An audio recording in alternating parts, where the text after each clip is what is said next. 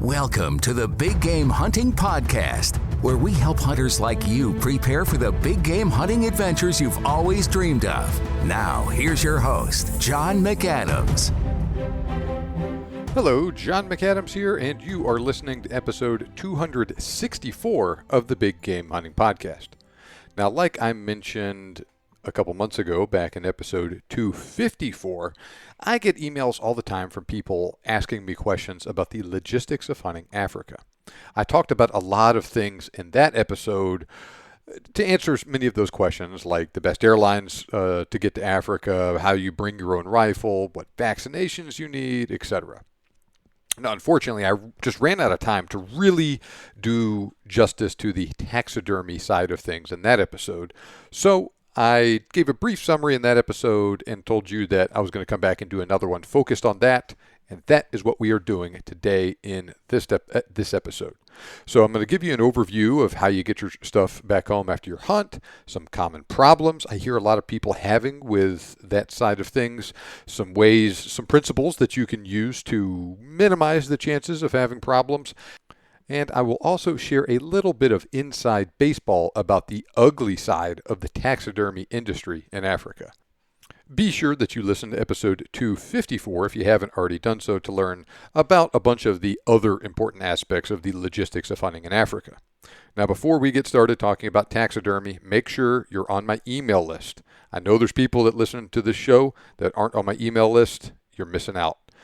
To join my email list, click the link in the show notes or go to huntingguns101.com and sign up there for my free ebook on the best hunting cartridges. When you sign up, you'll get that free ebook, and then you'll also start to receive the emails I send out every weekday. These are entertaining and informative emails about hunting, shooting, ballistics, etc. And I get feedback all the time from people telling me how much they enjoy receiving them and how much they look forward to hearing from me every day. So make sure you are getting them too by going to huntingguns101.com and signing up there. Okay, let's talk about taxidermy now. To start off, I'm going to share 3 principles that you should follow when it comes to taxidermy after a hunt in Africa. So the first one, this is Africa. Never forget that. We'll talk more about this in a second, and I talked about it in great detail in episode 254, but that applies to taxidermy as well as the hunt itself. Second principle, do not try to save money on taxidermy. That very rarely works out in the long run. Next, this is your hunt. Do what makes you happy, and that includes taxidermy. Do not let anyone pressure you into doing something you do not feel comfortable doing with regards to doing a lot of taxidermy or a little or whatever. It's your hunt. Do what makes you happy, but make sure you go into that situation with eyes wide open. So we'll cover all of these things in more detail, along with some examples of this and also an overview of just the process at a higher level. But first, let's circle back to my first point, and really the most important one. This is Africa. Like I've said before, things move at a little bit slower pace. It's a little bit less hurried, less urgency, especially for Americans. I've been guilty of this myself. This requires a big attitude adjustment for a lot of Americans and Europeans, and if you don't adjust your attitude appropriately, you're going to find yourself getting frustrated. So keep that in mind. It's important with the travel and the actual hunt itself, but this also applies to the taxidermy side of things too. Every country is different, but all the countries I've visited have shared this general mindset. And remember, when you're over there and when you're doing business in those countries, you're in somebody else's country, and it is important for you to respect their attitudes and the way that they do things. And also, too, especially with taxidermy, this is something that if you don't have the right mindset going into it and you have expectations that are unrealistic, then you're going to be really frustrated and not have a lot of recourse. And so really, this most applies in taxidermy with regards to how long things take. The process I'll go over in a minute, but at some point your stuff is going to get delivered to a taxidermist or a dip and pack agent, and then they're going to eventually get in touch with you, and then they will actually do the work, and then you're going to wait on the government to do the paperwork to export your stuff, and on and on and on. plan for all of those things to take a long time. Just because someone says they'll contact you in 2 weeks when your stuff is delivered or if it's ready or whatever, that doesn't mean call them at day 15. This is a difficult balance for a lot of people to strike, and I've been guilty of this myself.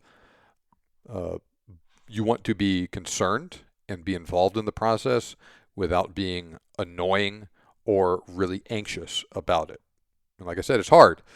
If someone tells me in the United States that something's going to be done in 2 weeks, then it better be done in 2 weeks. But that's a little bit more of a flexible concept over in Africa in many cases.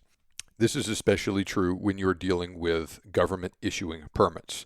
Things like that are out of the hands of the taxidermist. They will do their best, and it is up to them to make sure that things are submitted to the government in a timely manner and that all the necessary paperwork is submitted. And your professional hunter is also very involved in this process as well. But once the stuff makes it to the government, you can yell at your PH or your taxidermist all you want, send them as many phone calls, emails as you want.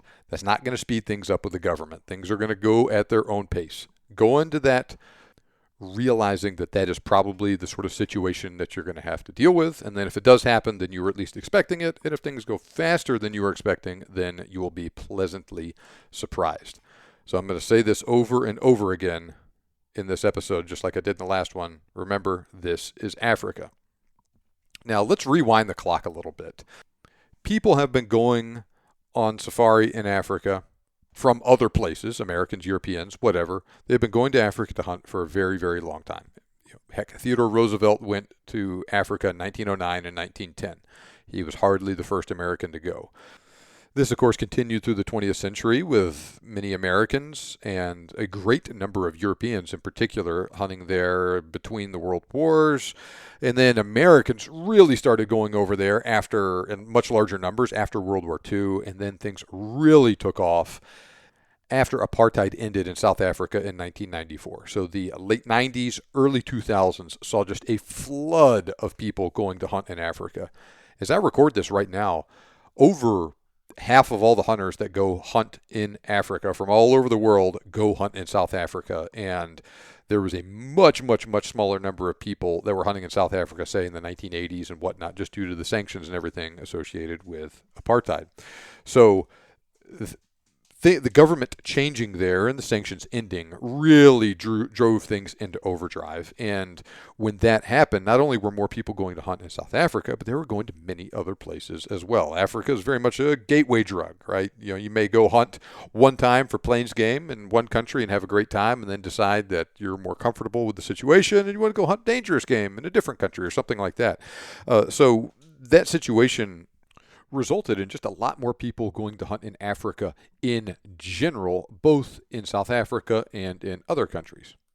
And so you saw a massive increase in the size of the industry. Lots of professional hunters and outfitters started up their businesses during that time frame. That's actually when Kevin Robertson got started. It was 1994. He got his license, and he said that was a gigantic, relatively gigantic class of professional hunters that he went through that training with at that time to accommodate this growing number of people that was going over there. In addition to that, you saw a lot of growth in the other sides of the industry, to include taxidermy. And so you had some older, more established places that expanded their operations, and you had a lot of new places pop up. Some of these places were of varying quality. Some of them were operated under various sets of ethics. And in any time you see things like that, massive growth in an industry, there are problems. And there are fraud. There's people making mistakes. There's people intentionally trying to take advantage of people. That happened here as well. And there were a lot of horror stories that people shared from experiences in the late 90s, early 2000s of just getting skinned alive by taxidermists, figuratively skinned alive by taxidermists in Africa. They go have a great hunt, and then stuff gets dropped off at a taxidermist, and sometimes the stuff is just absolutely garbage quality when they get it. Sometimes the prices are just astronomical, just an absolute mess. And so those stories got a lot of press in the industry. Hunters had a bad experience. They would share it with people that they know and be, look, oh my God, look what this is going to happen. You're not going to get your stuff, or they're going to hit you with this giant bill, or when you get it back, it's going to be just total garbage, et cetera, et cetera. Those things happened, and when the stories of them get around, it makes people understandably apprehensive about going to hunt over there. Now, fortunately, things are better in that realm now. There's still bad apples out there, but for the most part, I will say that those issues have been fixed, where the really nasty operators have gone out of business. And the industry did police itself to a certain extent over there, and also, too, once you just get a bad reputation for doing things like that, word gets around and people stop taking your stuff, taking their stuff to you. So things are a lot better now, as I record this in 2023, than they were maybe 20 years ago. You still need to watch out, though. So let's go over things at a high level, and then I'll dig into some of these details of the process as appropriate. And as always, these are based upon my experiences and the experiences of people that I know that have hunted in Africa. So I know a lot about this, and I have a lot of experiences and some useful information to share, but by no means is this the end-all, be-all on doing taxidermy in Africa. So this whole process starts when you get the animal down. Actually, let's back up from that. It starts before you even hunt. You need to have a general idea of what you want to do before you go over there. And it is perfectly fine and it actually is ideal that you be flexible with this. But if you've always thought kudu were a beautiful animal, that's the number one animal that you want on your safari, and everything else is kind of secondary to that, then that's a great plan to go into your hunt and say, I'm going to go shoot a good kudu, and I'm going to get a shoulder mount of it. That's great. But you got to be flexible, though, because sometimes you may encounter a different animal that you hadn't necessarily wanted to hunt, and you encountered a really nice one, and you end up shooting it, and what do you want to do with this one? So at least look at some of these animals before you go over there. Do your best just to do a little bit of research, see what things look like, see what the prices are for them, and then same thing with taxidermy for this stuff. Just have a general idea in the ballpark of what you want done. And also, too, this process will give you an idea of how big things are. I talk to a lot of people. They're like, John, I've hunted a lot. I have a lot of taxidermy in my house. I just don't have space for stuff. Or I just have space for a couple of Euro mounts, not shoulder mounts. That's great. And that's a perfect thing for you to have sorted out, or at least an idea of what you want before you go on a hunt over there. So you don't go get 5 shoulder mounts from a hunt and be like, oh my gosh, where the heck am I going to put this stuff? It probably isn't a bad idea before your hunt to have a conversation with your spouse or your significant other, if this is a concern for you, of what space you're going to have available to put taxidermy in. Are you going to be able to put a kudu or a buffalo shoulder mount in your front room or your living room, or is it going to have to go in the garage or your workshop or your office? Get this stuff sorted out, or at least have an idea of what the deal is with this before your hunt, so you're not having to deal with this, oh gosh, I bought this shoulder mount, now what the heck do I do with it after your hunt? So then once you have just a general idea of what you want to hunt and generally what you want to do, the next step really is after you get that animal down. You shoot that kudu or your buffalo or your impala or whatever. After you take pictures and you're done shaking hands and everything, the PH is going to ask you, okay, how do you want me to skin this? And you should tell them shoulder mount, European mount, full mount, whatever it is that you want. Based upon what you tell them, they will skin it appropriately. It is fine if at that point you're still not 100% certain that you want a European mount or a shoulder mount with it. Just tell them that. Say, hey, I haven't decided yet. I may go with one of these, and they will skin it appropriately, maintain the cape, etc. So you could go with a shoulder mount if you wanted to, or a European mount, and that is also fine. Now, like I said, too, don't be afraid to adjust. I think you should have a general idea of what you want going into the hunt, but things happen out there, right? You sometimes end up shooting animals that you have no idea that you even wanted before you went on this hunt when you were planning it. Or a particular animal just may be very, very memorable for you, or you may just get an opportunity to shoot something really, really big that you didn't necessarily plan on getting a shoulder mount done before the hunt. So don't be afraid to ask advice from your professional hunter either in this respect. Your professional hunter will be able to tell you, and probably will be happy to tell you, hey, this is an exceptional fill in the blank here. Waterbuck, blue wildebeest, whatever. And I know you didn't plan on shooting this, but you did. It's an excellent one of the best we've ever taken, or the best we've taken in a couple of years. I think you should get a shoulder mount of it. Now, at that point, it's still your decision on what you want to do, but you have some more information to base that decision off of as well.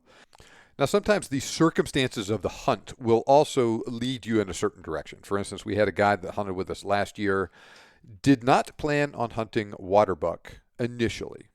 But at one point in the hunt, they got a glimpse of a very nice waterbuck, and he decided, hey, I want to shoot this animal. They didn't get an opportunity on it right then and there, and he spent a couple of days full out hunting this animal and worked really hard, and he ended up shooting it right near the end of his hunt. It was a beautiful waterbuck, and that animal was actually particularly memorable for him, and so it was something that he didn't initially even plan on hunting. I think he might have had an idea about waterbuck, but it wasn't high on his list, and so he had that opportunity, shot it, got a great one. It was a great memory, and so he got a shoulder mount of it, and it looked fantastic afterwards. And so things like that happen as well, and so that's why it's also important just to be flexible. Now, at the end of your hunt, you're probably going to sit down with your professional hunter and do a bunch of paperwork. In addition to doing the bill, you'll also probably talk about taxidermy and do one last confirmation of what exactly you want done with everything, where you want it to go, if you're using an import broker, etc., etc. Sometimes a taxidermist will come to camp and talk to you at that point as well and show you examples of their work and give you a quote, etc. Sometimes you'll drop stuff off at a taxidermist on the way to the airport. Sometimes neither of those things will happen, and the taxidermist will receive your stuff weeks or months after the hunt. It just depends on the outfitter, the exact hunt, where you're hunting, that sort of thing. In really isolated areas, they may only make one big shipment of trophies to the taxidermist at the end of the season. So your stuff may sit salted in the skinning shed for a couple of months after your hunt before it makes it to the taxidermist as well. So you have a big spread on possibilities here, from literally you taking it to the taxidermist on the way to the airport to having to wait a couple months. Have that conversation with your professional hunter. Like, listen, when reasonably can I expect to have this at the taxidermist? Don't be in a hurry with it. Remember, logistics of doing things over there are just difficult, and just kind of go with the flow. But talk to them about it just so you have a reasonable expectation of what's going to happen. I think it is an excellent idea for you to tag all of your stuff yourself. So here's what I mean by that. So once you shoot an animal and once they skin it for you, you're going to have a couple different pieces of the animal depending on what you want to get done with it. Right? You'll have the skull, the cape, and potentially the back skin of it, if you want the back skin. The back skin is basically the back half of the animal. So if you cape an animal out for a shoulder mount, that's basically the front shoulders forward. They'll cut it usually a little bit behind the front shoulders, and then that part forward with the head and the neck is the cape. The back skin is everything behind that. And so you'll have those different pieces of the animal afterwards, and you may use only one or all three of them. It's a good idea to tag all of that stuff yourself, or at least watch somebody do it for you. Put a tag on it with your name and address and all that stuff written on it, so they know this is John's kudu skull and John's kudu cape and John's backskin. That stuff can and does get mixed up sometimes by mistake, and I actually have a personal story about that I will tell you about later. Some taxidermists in the United States will give you special tags before your hunt to put on the stuff, and you'll write your name on it and everything, and it will usually also have the contact information of that taxidermist that you're going to be using to finish your work on there as well, just to further minimize the chances of it getting lost. So if they want you to use that stuff, that's fine. If they don't care, then it's not that big of a deal, but the bottom line is just make sure that whatever came from your animals is clearly delineated with your information on it, so everyone knows that it's yours, and then that makes it easier once it actually gets to the taxidermist, and they can store all that stuff appropriately, work on it, and make sure you get your stuff at the end of the hunt. Because remember, you may be dealing with an outfitter that's shooting a couple hundred animals a year in their operation or more. And depending on how big the taxidermist is, you'll be dealing with hundreds or maybe even thousands of different animals that going through there. And if you're not careful, that stuff can get mixed up sometimes. Now, as far as exactly where your stuff goes after the hunt, some places are going to have a preferred taxidermist or dip and pack agent that they will make you use. Some places are vertically integrated, and the same person who owns the outfitter also owns the taxidermist or the dip and pack agency. Some places will let you send your stuff to various different taxidermists within reason. Regardless, ideally, regardless of what the details are here, ideally, you should have this conversation with your outfitter before the hunt. Say, hey, what's the deal with the taxidermy? Is there a place you're going to make me go to? Do I need to find my own? And get a price list of that said taxidermist before your hunt so you can make, once again, a tentative plan. It'll give you an idea of what a shoulder mount costs for this animal and what a European mount costs, etc. Like I said, you can adjust, but it is best not to go into this blind. Now, if you can, do a little bit of shopping around. Sometimes this is an option, sometimes it's not. But if it is, look at different places online, and if you have time, visit their studio in Africa. It's like I said, sometimes it's a possibility, sometimes it's not. But the more information you have ahead of time, I think, the better. Now, this is a spot where sometimes people get into trouble. Usually, once your stuff makes it to the taxidermist or the dip and pack agent, they will contact you directly with a quote. And they'll say, hey, this is what I got from you. I got these animals, these different parts of it. This is what I was told that you want done. This is a shoulder mount. This is a European mount. You want your zebra rug, that sort of thing. Sometimes, this was more common 20 to 30 years ago, but it still does happen sometimes now. They'll just do everything based on what the outfitter told them and then bill you afterwards. And so people that maybe weren't as proactive or were expecting the taxidermist to get in touch with them or whatever would just about get a heart attack when they would receive their bill. Sometimes different things would get done. You're like, listen, I told you I wanted this stuff dipped and packed, and you finished everything there. Or I wanted this to be all European mounts, and you did all shoulder mounts. Or sometimes, things were done the way they wanted, but it was just way more expensive than what the hunter thought was going to be the case. And that's a great way to get a heart attack when you get that bill just out of the blue like that. And by the way, if you don't pay for all your work, then you won't get any of your stuff. So this is what I was referring to earlier when that was the sort of situation where some people get justifiably very upset. Now, I'm not going to say that never happens these days, but it doesn't happen nearly as much as it used to. But this is why you need to be proactive and to open lines of communication with the taxidermist before your hunt or soon after you get home to make sure they got your stuff, make sure that they understand what you want done, and that you understand what this will cost.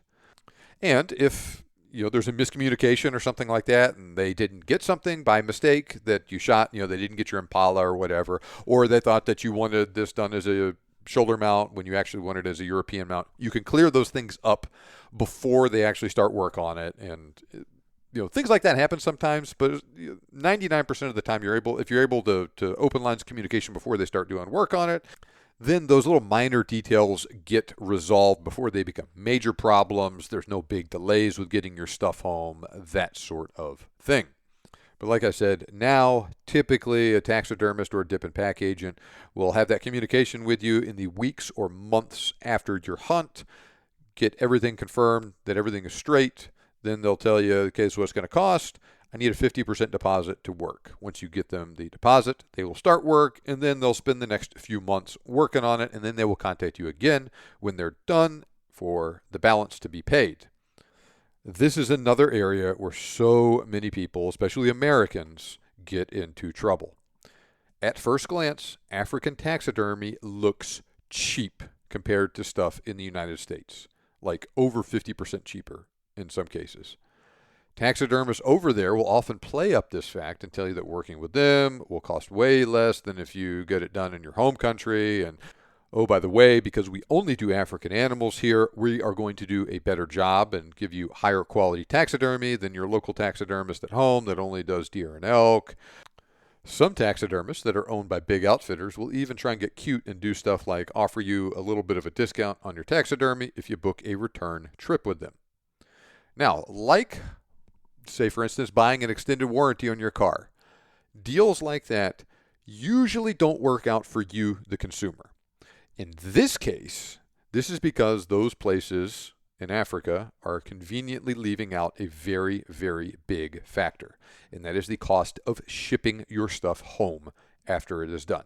I'm going to take a little bit of a detour here, explain two different concepts on how to do taxidermy in Africa that will make this point more clear.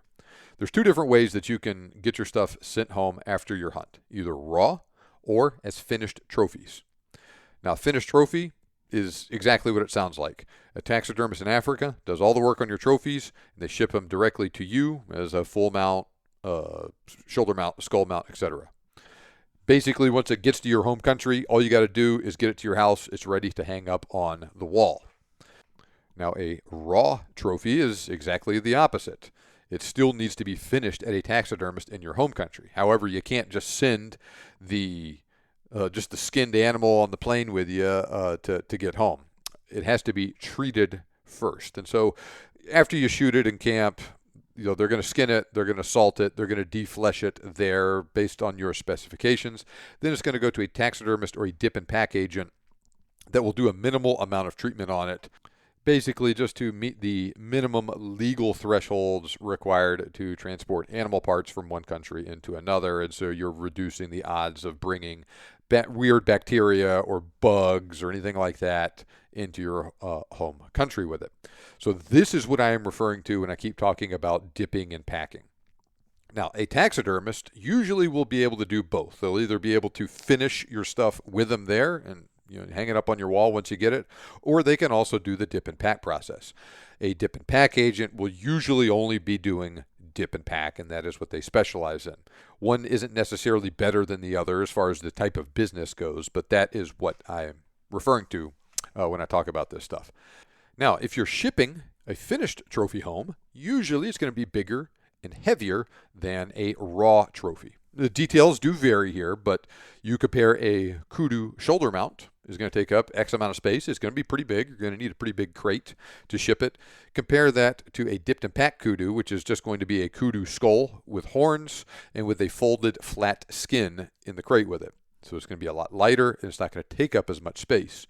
And so you repeat that process with 3, 4, 5, 6 other animals that are all in the crate with it, and you have a big difference in the size of the crate that is necessary to ship finished trophies versus dipped and packed trophies.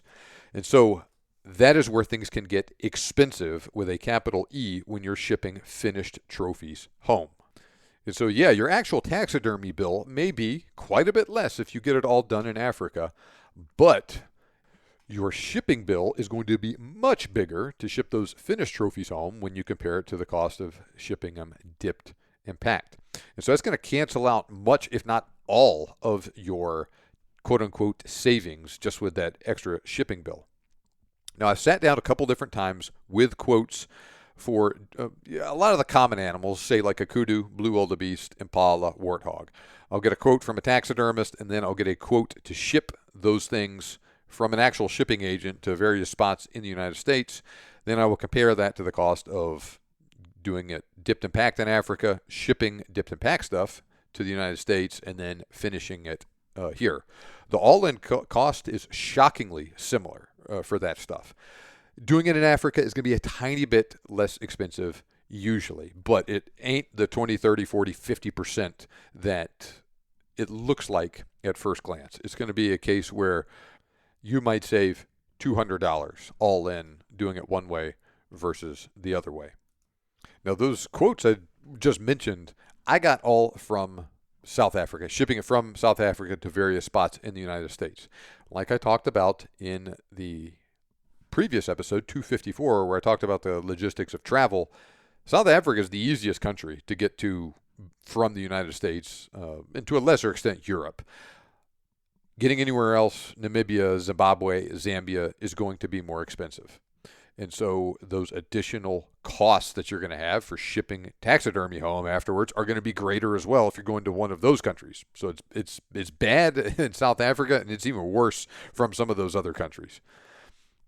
Now, this is because those trophies are often shipped via air freight. Sometimes they're going to be on the same plane making the regular passenger runs into those places.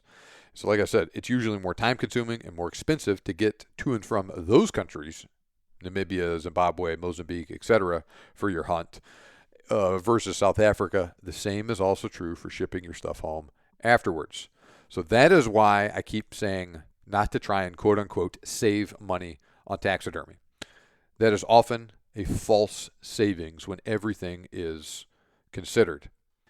That is not to say that African taxidermists are bad. Some of them are great, some of them are okay, some of them are bad. But there's really not that many truly bad ones anymore. But you should just use one of those taxidermists because you think they will do good work, not because you think they'll save you money. If your outfitter offers you a discount on taxidermy if you use his place, use that place because you think you're going to get good quality taxidermy out of there, not because you're going to be saving money off of it. Even with that discount, you're probably not going to come out much ahead, if anything, in the long run when you factor shipping into it. Really, the way that you save money on taxidermy is by doing less taxidermy, either getting fewer animals taxidermied or getting less expensive mounts, getting a bunch of European mounts instead of shoulder mounts, or just not getting every single animal done. And really, if you don't care that much about taxidermy, don't get it done at all, or just get a little bit of simple stuff done, like a couple skull mounts. I would rather go that route myself than wasting money on taxidermy that I don't like and has a bunch of other fees associated with it, like that elevated shipping fee and that sort of thing, and just a headache of getting it all home and all that. Taxidermy is a place where buy nice or buy twice really applies.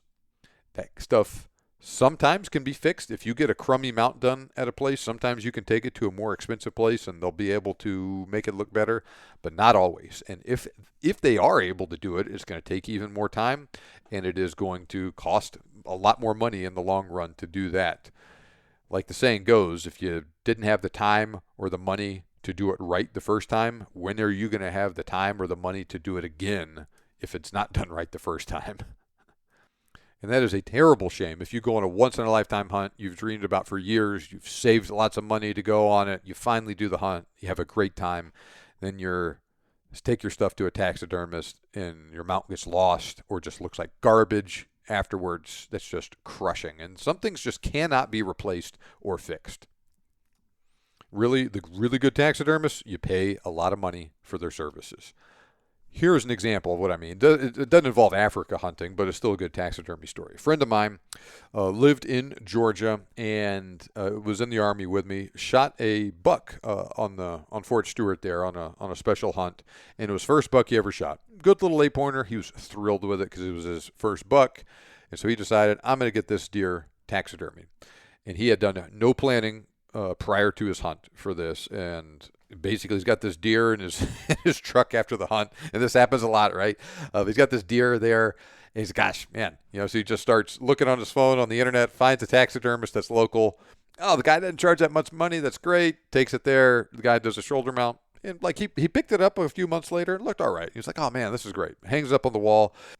Moves a year or so later to Washington State. Went on a hunt up there, shot a pretty good black-tailed deer. And he was like, man, this is great. I've never shot a black-tailed deer before. I'm also going to get this mounted.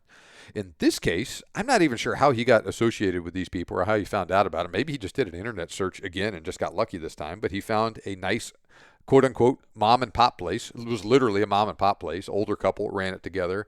And they did fantastic work on that deer.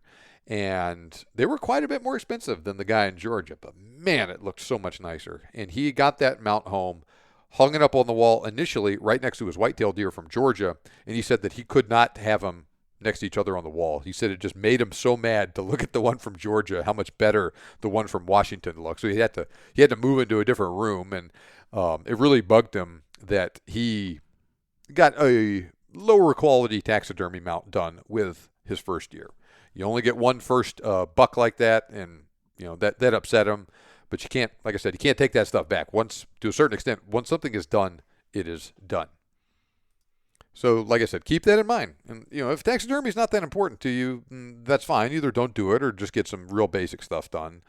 And if it is, I would say spend the money, get some really nice stuff done from a really good taxidermist, so that when you look at that stuff on the wall for the next 20, 30, 40, 50 years, you have good memories of it, and it makes you happy to look at it instead of looking at it and just getting angry of the low quality of the taxidermy.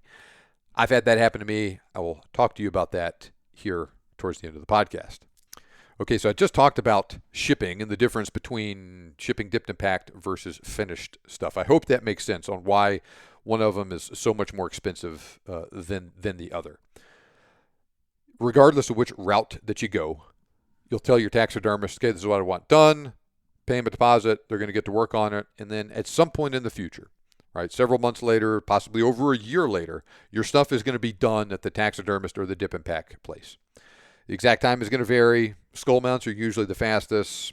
The actual work for dip and pack doesn't take that long. It's longer than a skull mount usually, but it's usually not that long. Still not too bad. But the paperwork and permitting process for getting them out of the country and into your country does take quite a bit longer. And of course, shoulder mounts and the like take the longest to actually do. Regardless of what you actually get done, it'll take a certain amount of time. You're going to pay the balance when it is done. Then they're going to take your stuff to a shipping agent who's going to coordinate shipment to your home country. This is a curveball that kind of takes people by surprise sometimes, and this is another area where people start to get frustrated because they were expecting, okay, my stuff is done, I want it on a plane here now, and then they have this whole next process of the taxidermy's done. You're going to take it to the shipping agent. It's got to get crated, which takes a while. And then they're going to coordinate to make sure all your permitting is right because they can't ship it out of the country until your permits are done. And then once that's done, it's actually they got to find a flight or a boat if you're taking it by boat to put it on, coordinate doing that. Then it's got to actually get there. So this just adds more and more time to it. And people think, right, the taxidermist told me my stuff would be done in a year. It's already been 13 months. The taxidermy's done. How long does it take to get my stuff home? I want it now. Well, the taxidermist said it's going to take a year for your stuff to get done with the taxidermy and didn't mention the fact that all this other stuff has to happen before you can actually get it. Some people deal with this better than others, but once again, this is Africa. It takes a while to do it. Go into that expecting this to be the case. The permitting process is something that can just really take a long time and be incredibly frustrating to everyone involved because remember, you're waiting on someone in the government to approve that. Waiting on the government is often a slow and frustrating process regardless of where you live. That's even more true in Africa.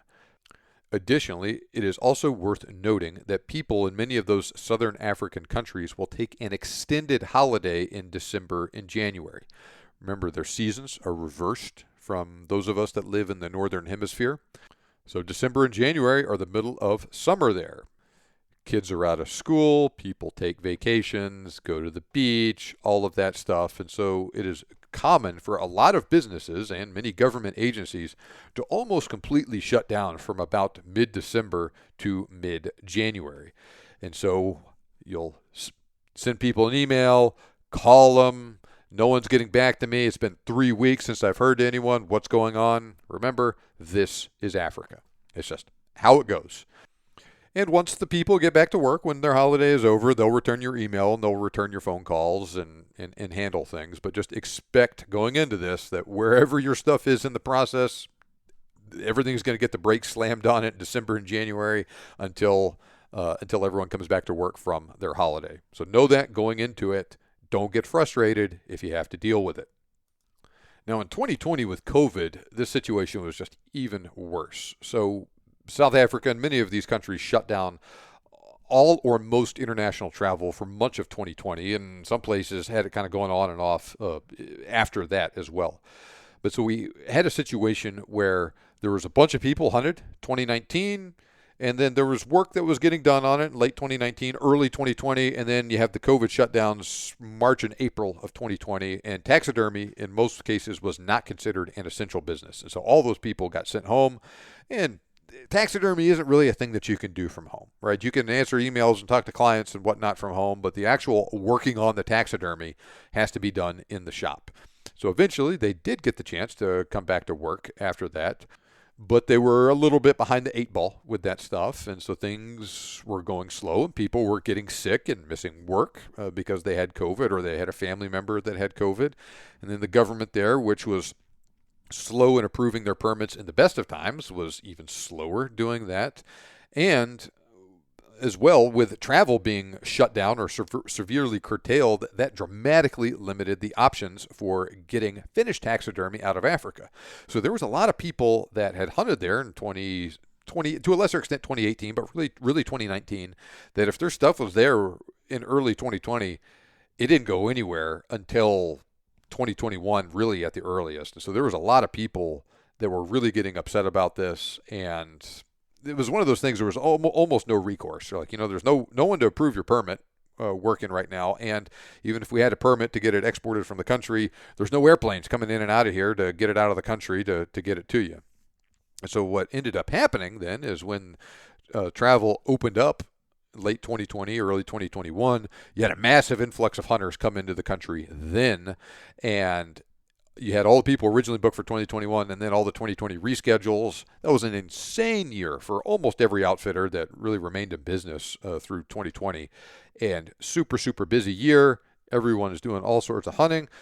All those animals that people were shooting were going to the same taxidermists that were already running behind from all the problems that they had suffered due to the COVID restrictions and shutdowns of people getting sick and whatnot. And things continued to be slow. It was like a snake eating a big animal where you could almost see like the outline of whatever it was that the snake ate kind of just working its way down the body of the snake. That's really what happened there. And it was pretty crazy there for 2021, and things were moving very slow, and shipping prices to get stuff back to the United States just went bananas because there was so much demand for a still relatively restricted supply of space on airplanes and ships going out of there. And it was a pretty frustrating time. Things are slowly improving. And actually, as I record this in 2023, things are a lot better than they were in 2021 and 2022. And let's hope that continues. But that was just a frustrating time for everybody, right? The clients that I had that I'd say hunted in 2017 or 2018 and were used to doing things that way pre-COVID and then came back and say 2021 and hunted were very frustrated with this. They're like, listen, it didn't take nearly this long to do this last time I hunted. Well, and I said, I understand, but this is now and that was then, and things are different. COVID changed things, and in many cases, not for the better. But like I said, fortunately, things are a lot better with that now than they were, and here's hoping that continues. And I will tell you that those people that were worried and frustrated, I got in touch with them all after they ended up getting their stuff, and everybody ended up getting their stuff, and everybody ended up telling me that they got it in good condition and it was fine, and they understood what the difficulties were. So just keep that in mind. This is Africa. We have to deal with all sorts of crazy things. COVID caused problems all over the world, but especially in that industry.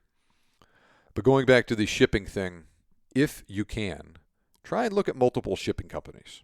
When you talk to the taxidermist right from the get-go, and you're working out the details of what you want done, ask them there. Say, hey, what shipping company are you going to send my stuff to, ideally? And they'll tell you who it is, probably, and then you'll be able to get in touch with them. And I recommend getting in touch with them and say, hey, I just went on this hunt. I'm getting these animals done. This is what I'm getting done with them. I want you to send them to this place. Can you give me a quote for about what it would cost? And they won't be able to give you an exact quote, but they'll be able to give you an estimate. Those prices do fluctuate a little bit, but they'll be able to tell you, okay, this is ballpark what it's going to cost you. And at that point, you can make a decision. Be like, okay, this is acceptable to me, or like, oh man, that's too high. Maybe I need to adjust a little bit. Maybe I need to not get this animal done, or get it done as a skull mount instead of a shoulder mount, or something like that. By doing that, you will save money on both taxidermy itself and the cost of shipping. Bigger and heavier mounts require a bigger and heavier crate, which is more expensive to ship, and you're also going to need to buy more insurance on a crate that is more valuable. Insurance is rolled into the cost of your shipping quote, but that is something that you do have a little bit of control over based upon what is in the crate. So this is the sort of thing that getting a lot more or a lot less taxidermy, you really get it coming and going with the price, and you can make a significant difference depending on what you get done. But ideally, you'll have an idea of what's going on with this stuff before your taxidermy is done.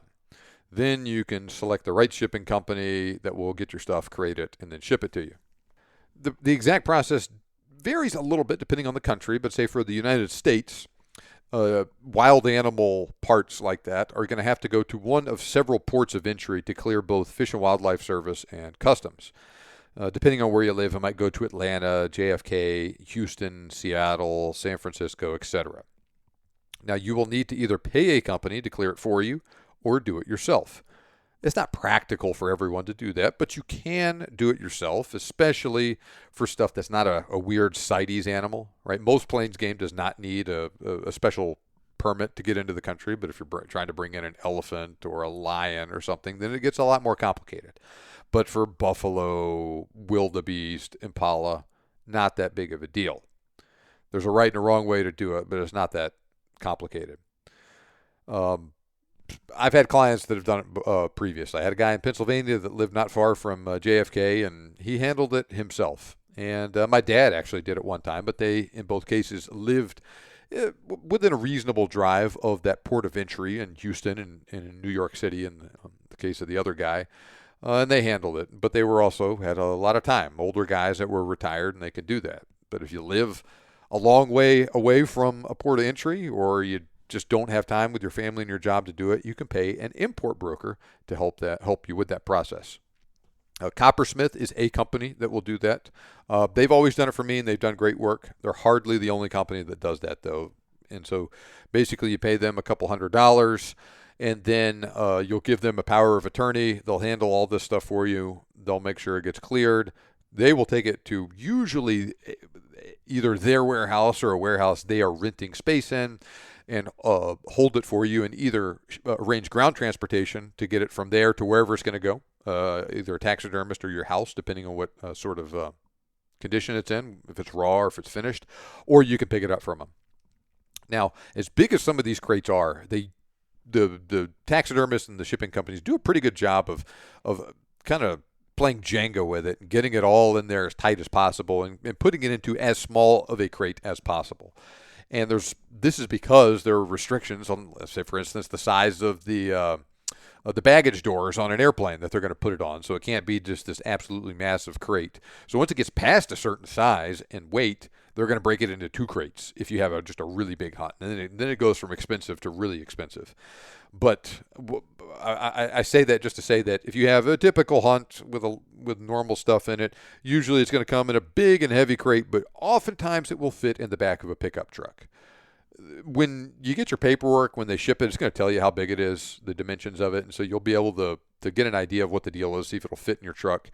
If you have a trailer, you might need to bring that if it's too big. I had one that I was able to fit in the back of an SUV one time.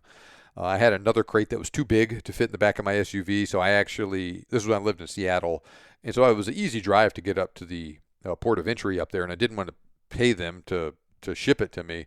It was actually quite a bit cheaper for me to go rent a small U-Haul truck, drive it up there, get it, and go home. But if you have a buddy that has a truck or whatever, that's something that is often an option if you live within a reasonable distance, and it's not a just gigantic crate. It's going to be pretty darn heavy, though, probably. They're probably going to put it in the back of whatever you ship it in a forklift. And then, like, when I got that crate home in the U-Haul, I had to open it in the back of the truck because I was by myself. I opened the crate there, and I took all the animals out individually and put them in my house. And then I was able to manhandle the crate out of there. I couldn't just pick it all up in one go. But usually 2 or 3 people are able to handle it. It's heavy, but not like 1,000 pounds heavy.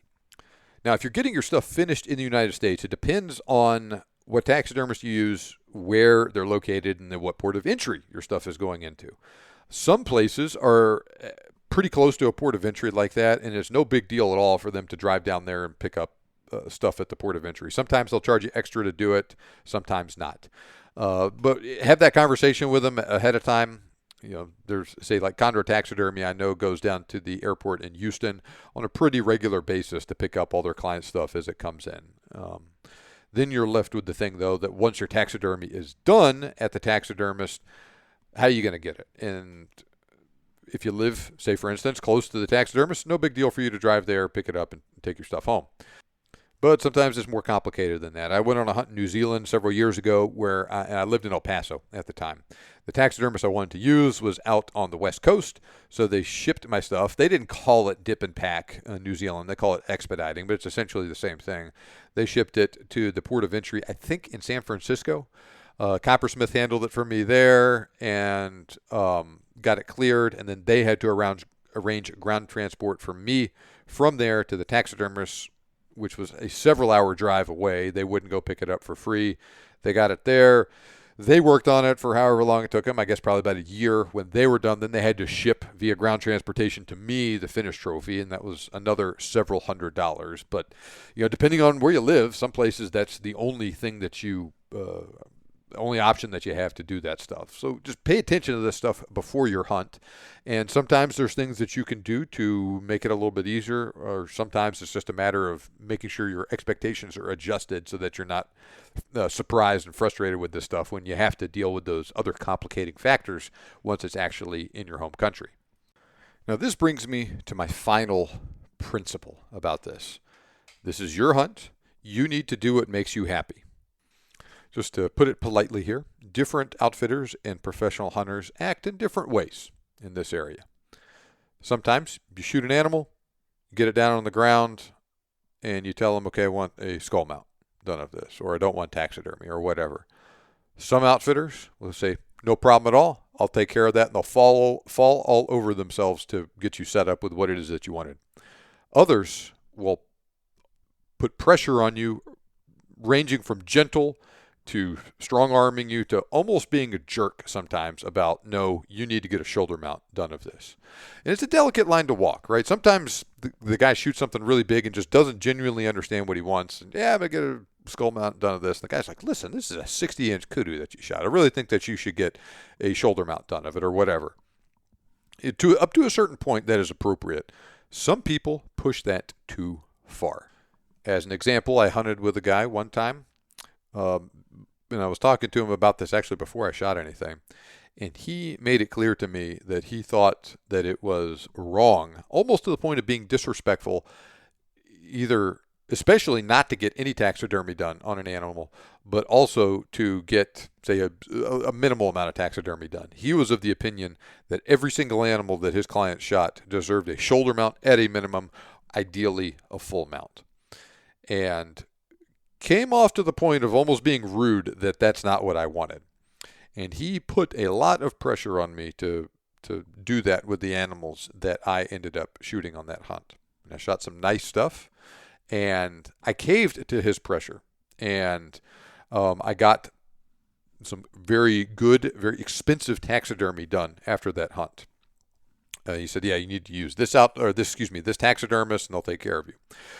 Stuff went to that taxidermist. They did a fantastic job with my stuff. I have zero complaints about the quality. It was either an A or even an A+ in terms of quality. Excellent stuff. I just did not like how he handled that whole thing, though. It was a situation where this is what I really wanted to do. I was more in it for the hunt. There's a little bit of taxidermy. I don't have a lot of space in my house. No, you're not doing that, period, right? And almost got like an argument with him about it. And really the only reason we didn't get into an argument was because I kind of gave up and relented. And I'm not saying that I regret doing that, because like I said, the taxidermy was so good and it was some nice stuff that I ended up getting. But it just left a bad taste in my mouth. And then the more I thought about it, I realized what was going on there. I don't know this, but I'll bet that he had a financial relationship with that taxidermist that he sent my stuff to and was getting paid a commission for all the stuff that he would send there from all of his clients. Now, that is not an uncommon thing for people to do.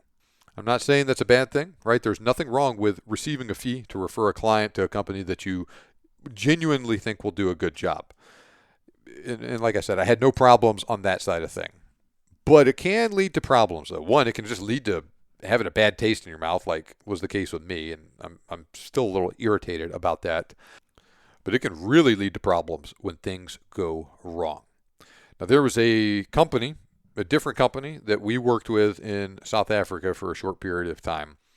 They were a highly regarded company that had a good reputation in the industry, so we were sending some of our clients stuff there to get done, and they when we started this partnership with them, they're like, okay, yeah, by the way, we're going to pay you a certain amount of money for everything that you send to us.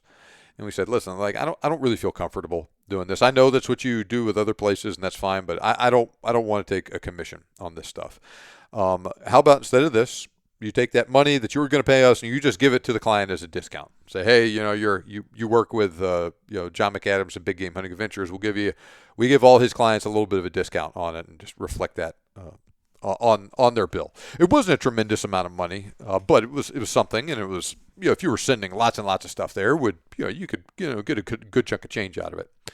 And they said, okay, yeah, no problem. We'll be happy to do that.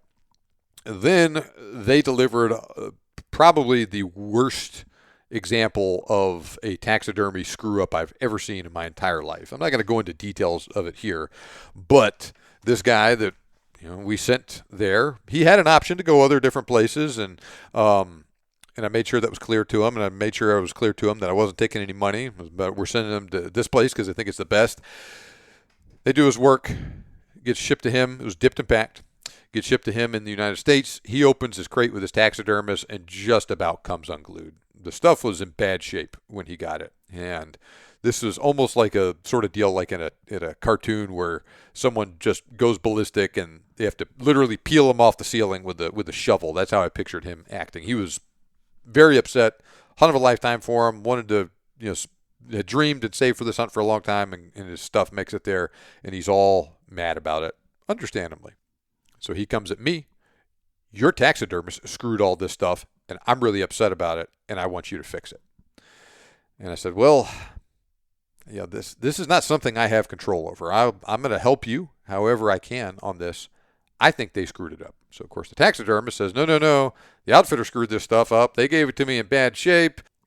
I did the best I could with it, but because the starting product that I received was so terrible, this is why it's all screwed up. Go look at them, not at me. Well, it turns out we fortunately had photo evidence of everything that we sent him when we dropped it off, more of his inventory or anything else, but we could obviously see the quality of the stuff, and the things that he accused us of doing to the animals before he dropped them off clearly weren't done. They just screwed it up, and that's how it goes. We worked all this stuff out, but it was a tense situation. And interestingly, this is also a case, too, where the guy was using a cheap, low-end taxidermist in the United States that wasn't used to working with African animals. He took his stuff to a little bit more highly regarded place that had more experience. And even considering the poor condition of the stuff when it arrived, the guy was actually the other taxidermist was actually able to do a fantastic job with it, and everything was fine. But it is easy to see, especially in that initial situation where the guy's really mad when it just happened before it gets resolved, how point the finger at me, hey, why'd you send my stuff there, insinuating that I was taking money from it when we actually weren't. And to top it off and kind of add insult to injury here, that company, instead of taking the commission that they were going to give us and giving it to the client as a discount, they just pocketed the money and, and took the whole thing for themselves. So needless to say, they got fired and we don't work with them anymore. That situation left a real bad taste in my mouth as well. But things like that happen sometimes. You do the best you can to choose an appropriate taxidermist that you think is going to do a good job, and look at their past work and whatnot, see what sort of reputation they have. But sometimes even really good places that have a really good reputation make mistakes sometimes, and you just have to deal with it as well.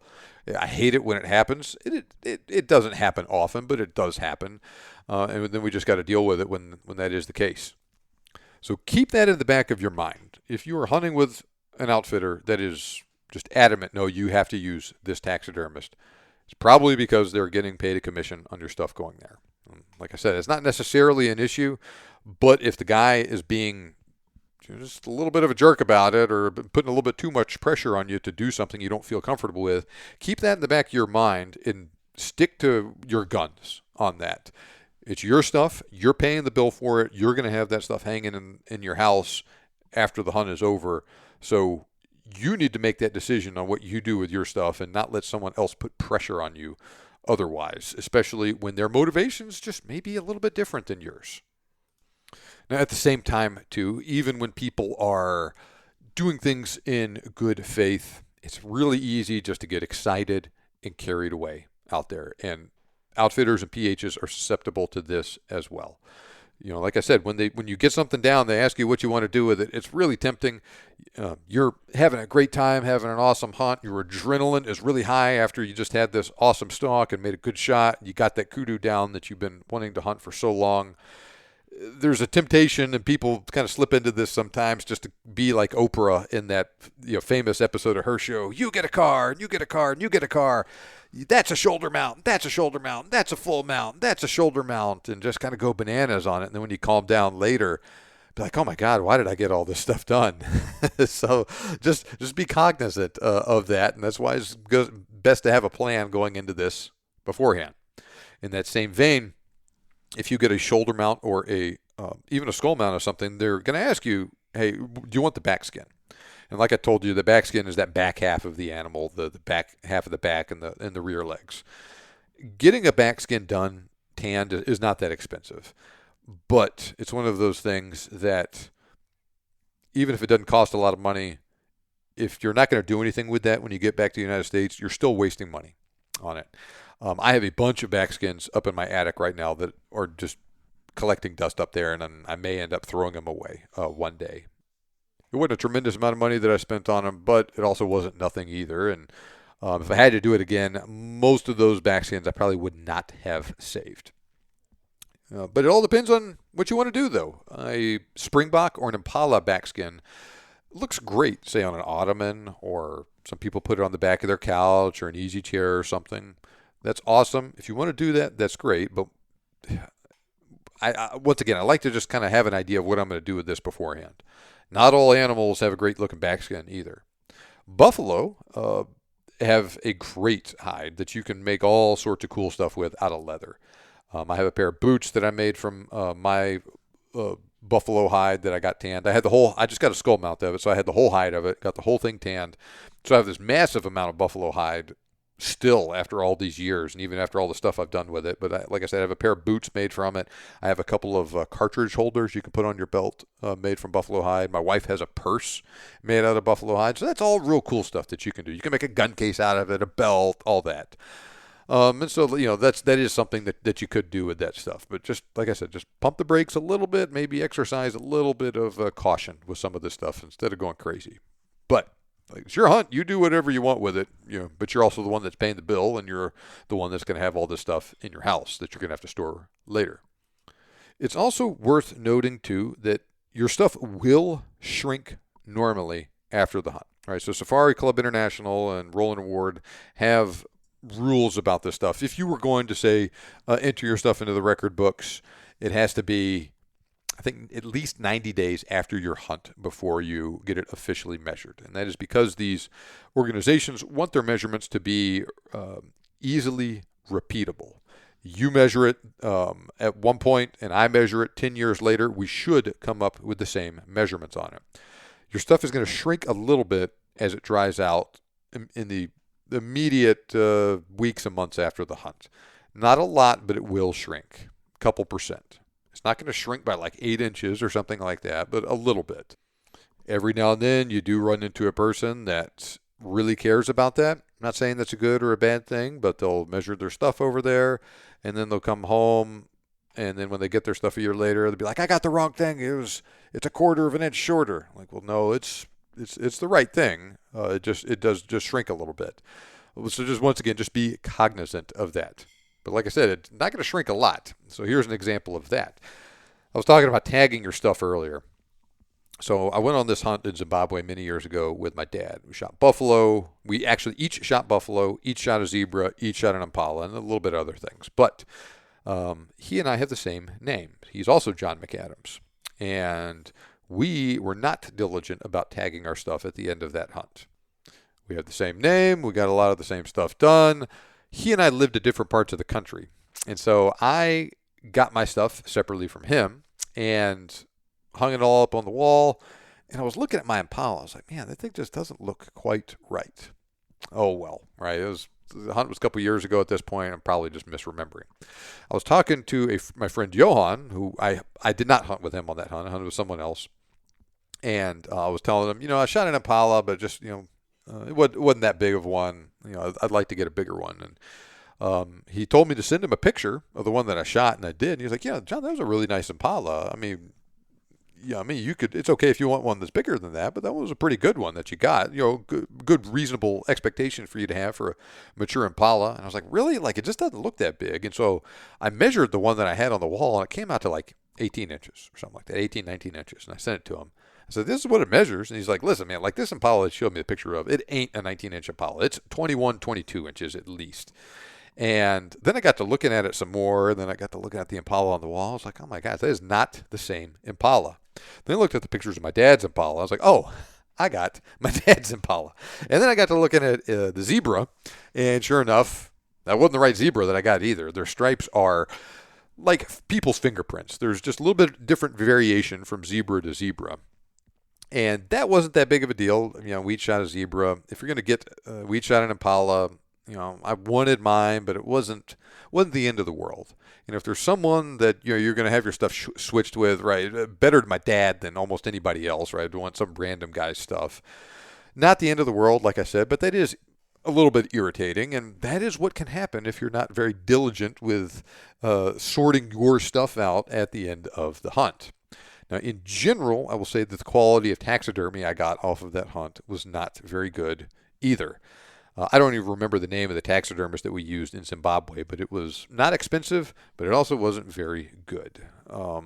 In fact, that Impala was especially bad. The hide on the back of the head of the Impala, you couldn't see it hanging on the wall, but if you got up there and looked at it closely, you could see it was starting to kind of come apart and stuff, and it just looked like garbage. I didn't pay much for it, but once again, it was just wasting money on it, especially when it wasn't even my darn Impala that I ended up getting. And so my dad also got a couple different things from them. Like he got like a rifle case made off of his buffalo hide done by that taxidermist in Africa. And it was a weird size that wouldn't fit any of the guns that he had. And so once again, just kind of a weird waste of money with that stuff. And so I regret getting my stuff done there, and I exercised no diligence on any of that stuff, and I was not involved in it at all, and I paid the price with it. And so that was kind of the catalyst that got me started going down this route of paying more attention to this stuff. Now, on my previous hunt to Africa, Dad and I went to Namibia, and so he lives in the Houston area. He got his stuff done at Condor Taxidermy, and so since I was just new to the Army and I still actually hadn't moved into my final house yet or any of that stuff. I didn't know where I was going to go for my initial duty station. We got all my stuff sent to Houston. Condor Taxidermy handled it all. And so he and them interfaced at the airport and got all that stuff taken care of. They did all my work, and basically it was just a case of, hey, I'll just write you a check when it's done, and then I'll tell you where to ship it. They shipped it to my house when it was done, and it looked great. And I got that hartebeest and that kudu from that hunt, both shoulder mounts. They're both really good animals, and they look fantastic to this day. Now, Condor Taxidermy is expensive, but goodness gracious, their work is excellent. And so that is a place that I do recommend to people. I don't get a commission or anything for using them or anyone else. I just point people that direction because they do good work. Their stuff is expensive, but like I said, buy nice or buy twice. They're not the only places in the country, though, that do good work. And obviously, if you don't live in the United States, if you live in Canada, Australia, and Europe, your options are just different from mine. So I couldn't tell you what a good place to go is, but places like that, though, that are really expensive and are really, really, really highly regarded, if that stuff is very important to you, that is the direction that I would point you in. I do not regret using Condor Taxidermy at all. That place in Zimbabwe is probably the worst taxidermist I've ever used in my life, if I'm being honest. It was just a waste of money. I should have gotten it done in the United States or just not gotten anything done, and then I'd at least have the money instead of having to throw a chunk of that stuff away like I did.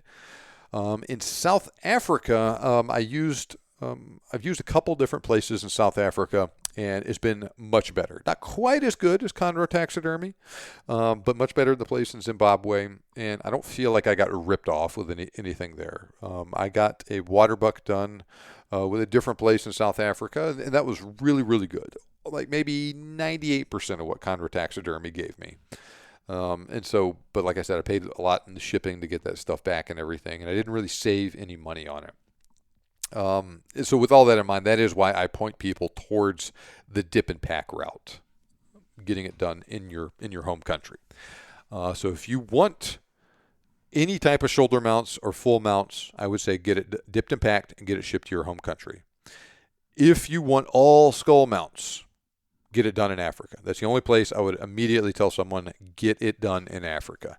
All the skull mounts I've gotten done in Africa have been just fine, and then the shipping of skull mounts home is not that expensive. It's comparable to shipping dipped and packed trophies home, and so that's actually probably the cheapest way to do it, is to get all skull mounts done at a taxidermist in Africa and then get them shipped like that.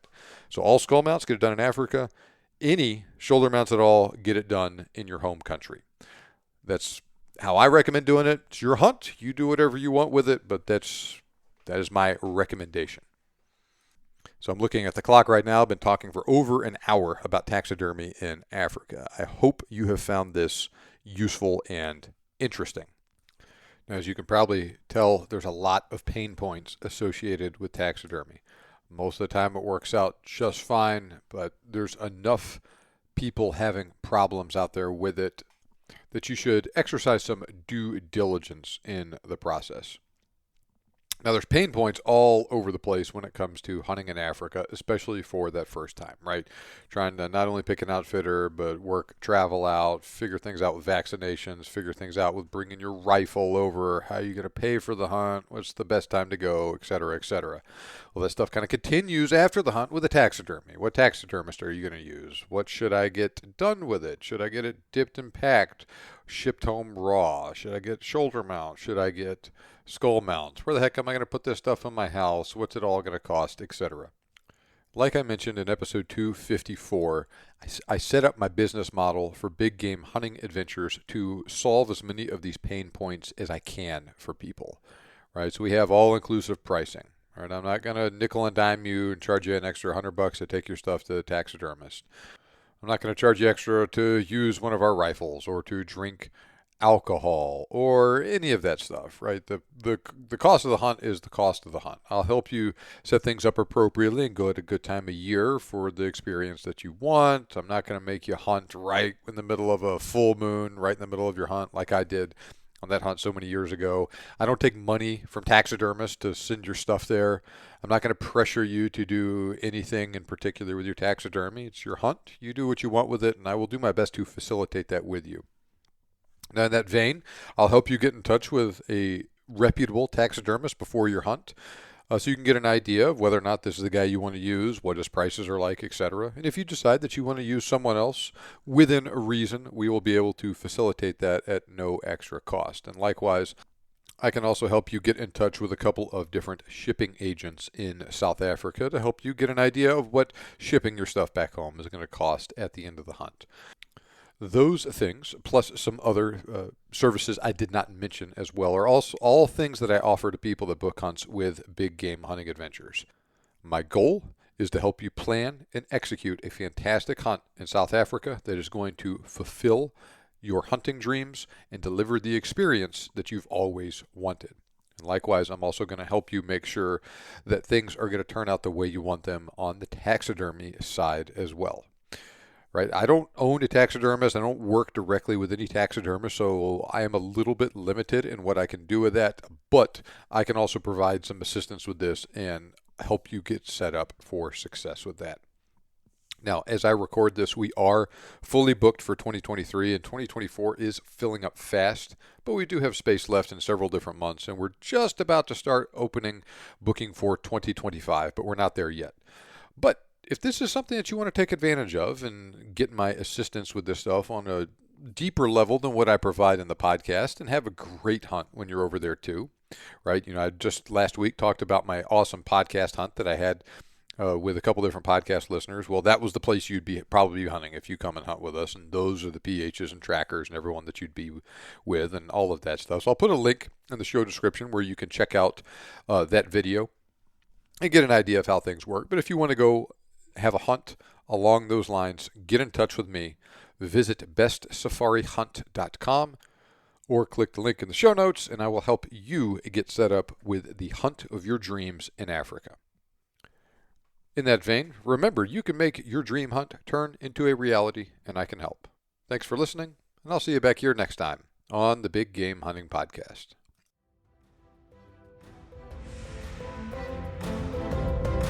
This show may be over, but we have plenty more for you on our website.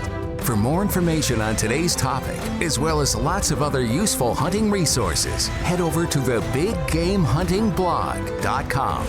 We look forward to having you back for the next episode. But until then, happy hunting.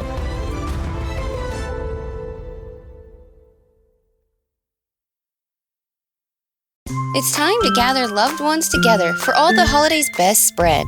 Lynn's has great prices on all your favorite Thanksgiving items. From delicious turkey with all the fixings to mashed potatoes and yummy pies. We have everything you need to create your perfect Thanksgiving dinner. Whether it's cooking the traditional meal, completely store-bought, or a combination of both, your best holiday meal starts here.